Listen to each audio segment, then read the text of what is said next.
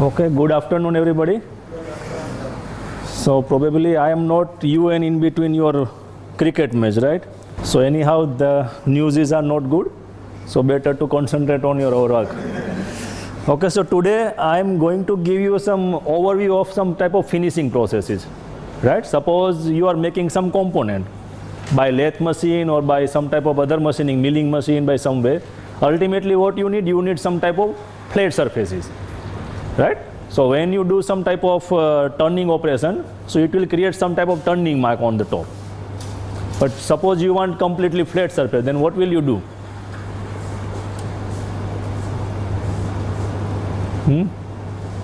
Turning surfaces are cylindrical surface, right? So you have to apply a surface grinder, cylindrical grinder, right? So cylindrical grinder will again give you some type of roughnesses which is not possible by means of grinding operation, by means of lathe operation. And you can see here some of the components are there.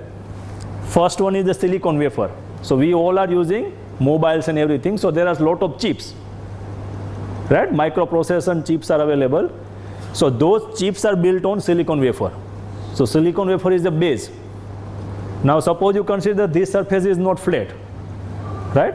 And you put this bottle, so this bottle may be sitting like this may be sitting like this, but right now it is exactly vertical. That is only because this surface is flat. If this surface is not flat, then you need some support to keep this thing at vertical. Similar to our glasses also. If these things are not completely finished, then you need some type of other component which otherwise you cannot see through the glass. So these are also finished to such an extent that you can actually see through the glass. Our mobile camera, our digital camera's images. Now you can see there are a lot of differences between the camera, right? If you purchase one particular mobile phone, it is showing 8 megapixel is the resolution, and cost of that mobile is considered 5,000 rupees. Another mobile is 20,000 rupees, and it is also saying 8 megapixel is the resolution. But if you capture images from both the cameras, there is a huge difference. That is not because of the 8 megapixel, it is because of the lenses which are used for that, right? So because the cost of the lens increases, so your mobile phone price increases.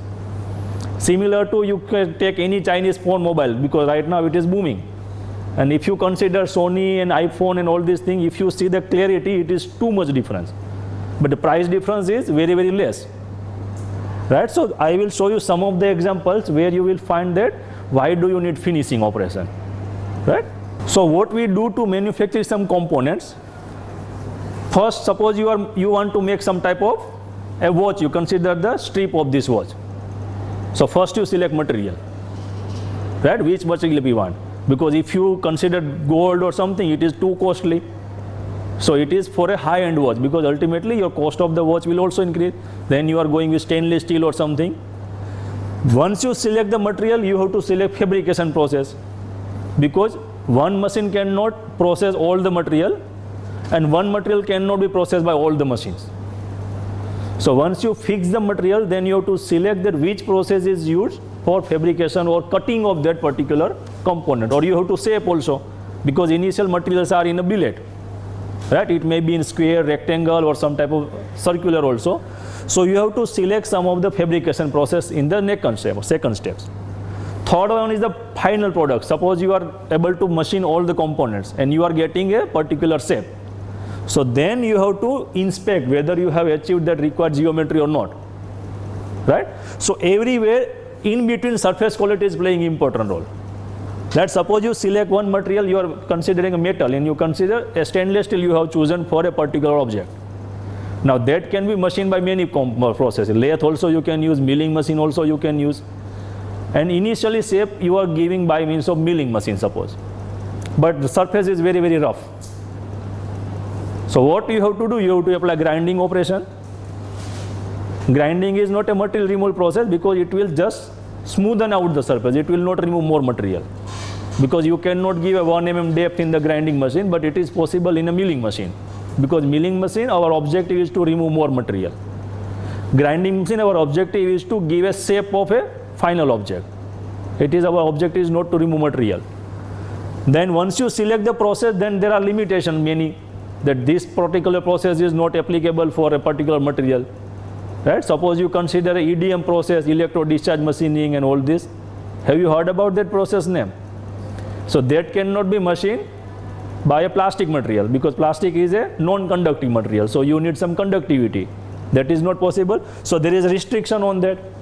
So ultimately, our objective is to find a particular material which will be processed by a particular process, and our objective is to get a required shape and dimensional accuracy on a particular object, right? So here, why we need high surface finish? If you see, there are hundreds of components where you need very, very high surface finish, right? So if you start from the optics and electronics, all these things are lenses. All type of lens, even the camera which we are using here and the projector. So everywhere lenses are there. Suppose you consider lenses are very, very rough. So what is the disadvantage? You will not get these figures exactly. It will show you some type of blur image. The clarity is directly depend on the which type of lenses you are using. So all optics and electronics industries are working on lenses. Then coming to the implants. Suppose somebody's leg is fractured and its knee joint is damaged. So now we are putting some type of metallic piece. Shape of that metallic piece is similar to our knee joint. So we have to implant it inside, and then we have to. So when you bend your knee at that time, there is a different type of motion, load also happens, and that will create lot of problem. So now consider you are not using a very, very fine finished implant. It is a rough. What will happen to two rough surfaces rub each other? So there is a friction, and there is a friction at that time, there is a wear of both the surfaces. And that wear will continue till both surfaces become flat. But what will happen with the wear particles? Their particles will remain between these two plates only. Otherwise you have to separate out and then you have to shake to remove those things. But that is not possible in our implant because it is completely covered by the skin. Now consider those particles, wear out particles, which are mixing with the bloods and other things. So now that is the big problem, that you have to do a resurgery of that. You have to remove that implant only, and again you have to install new implant. What is the problem in that? Because once you put an implant in your body, after 6 months or something, the tissue starts growing on the implant. So it will become a part of your body. So when it will be installed at that time inside, you will feel lot of pain.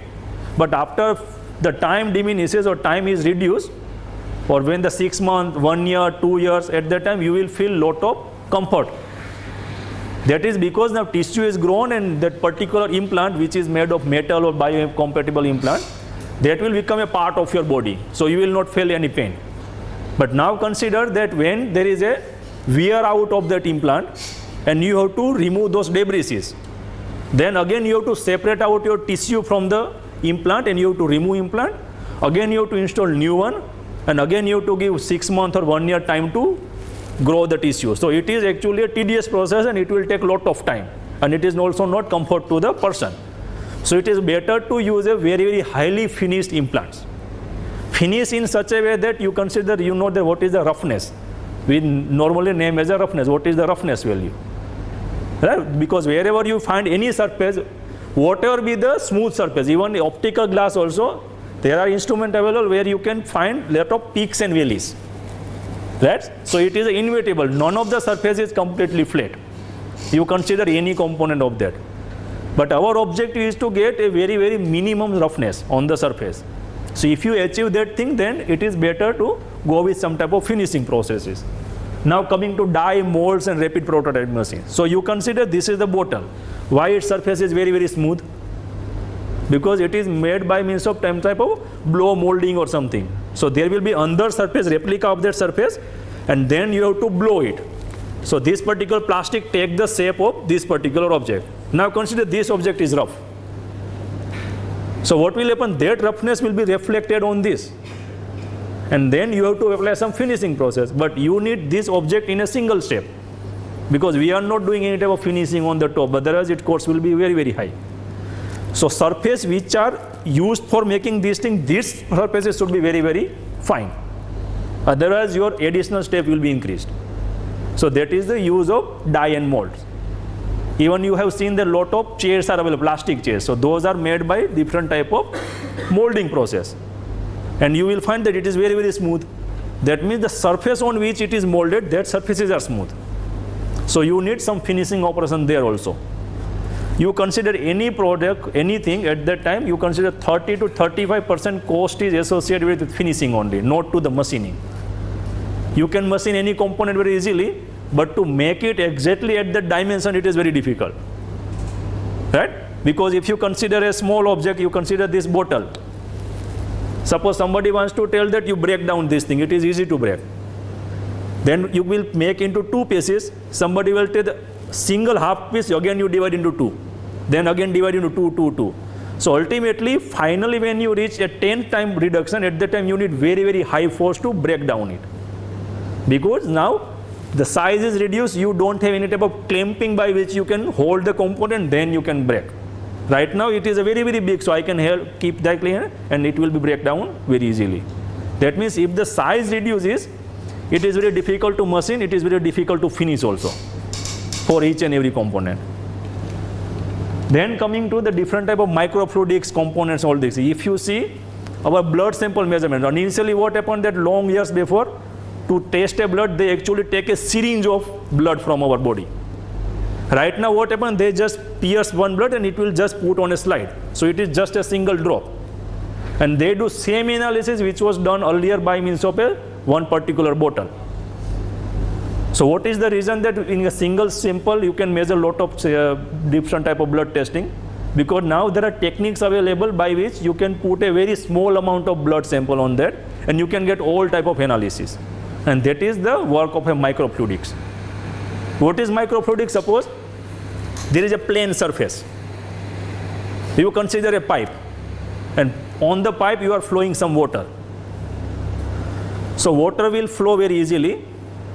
Now you add some type of sand on that. So you are actually mixing some sand, you consider as a mud. Then you are flowing through the pipe. So at that time its friction will be more because it is not a purely liquid. Its viscosity is very, very high. So what will happen? It will actually interact with the internal surface of the pipe. And if you continue for years and years, your pipe will be degraded. Its surface will be continuously wear out because you are using some type of hard particles. Similar to in particular microfluidics part, suppose you create a surface in such a way that it is not a flat surface, but it is some type of bumpy surface. So bumpy surface, its actual contact area is very, very less.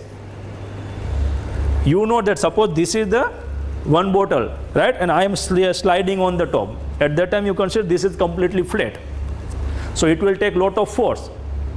But if you put this surface in between, there are lot of, you can use some type of ball bearings. Then you roll it. It is very easy to roll. Because now we have reduced the total surface contact area. If two surfaces are slide each other, at that time friction is more. But if I put lot of spherical object here, ball bearings, then I slide, that time it is very easy to flow. So if you consider, you can create some type of features on the surface like a bumpy surface and then you flow the water. So total contact area is very less, at that time flow will be very fast. On a single object you can actually measure many type of components. So that is the area of microfluidics. Then assembly, coating and everything. Suppose your initial surface is not flat. If you put something on the top, it is also not flat because your base is not flat.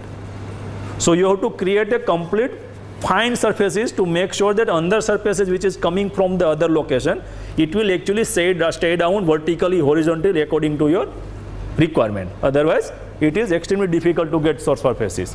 Then under is the fatigue life and toughness. If you use a rough surface and you rotate it at a very high RPM, so because of the roughness, what will happen? Crack propagation and the distortion is very, very high. And because of that, we are actually finishing the components. We are making in such a way that there are less amount of impurities or the scratches on the top surface. So there is a less chance of degrading the components. And fatigue life, that means suppose there is a bar. Bar is it is fixed by both the ends by bearings. And at the center you are loading with some load. You consider pulley also. Pulley is attached with the center. Then you rotate.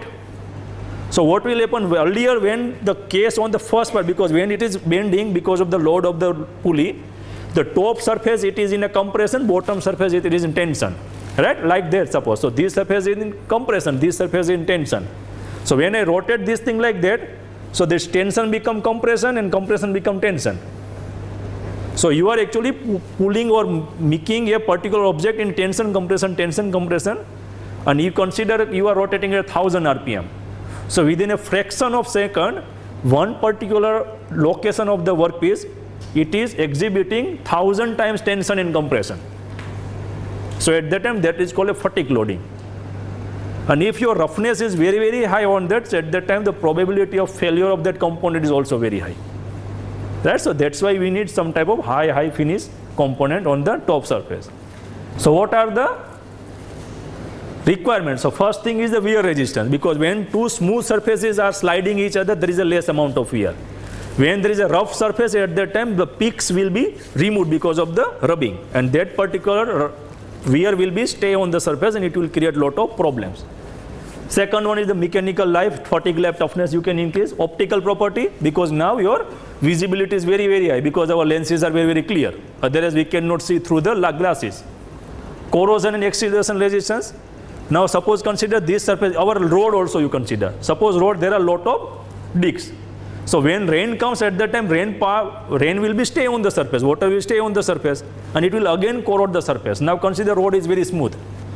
So water will be completely flown out of that. There will be no any type of water on the surface. So similar thing happens here. Suppose you are using some compound in chemicals. So if roughness is very, very high, the corrosion chemicals that will stay on the surface. It will not be thrown out because it has lot of passage to the surface. But if it is a very, very smooth, it will be spill out.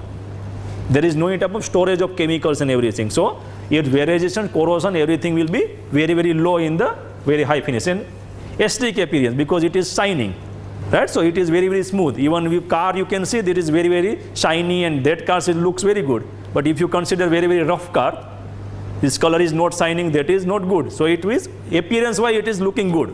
Otherwise there may be some other reasons also, and many others, means there are no end of that. So what are the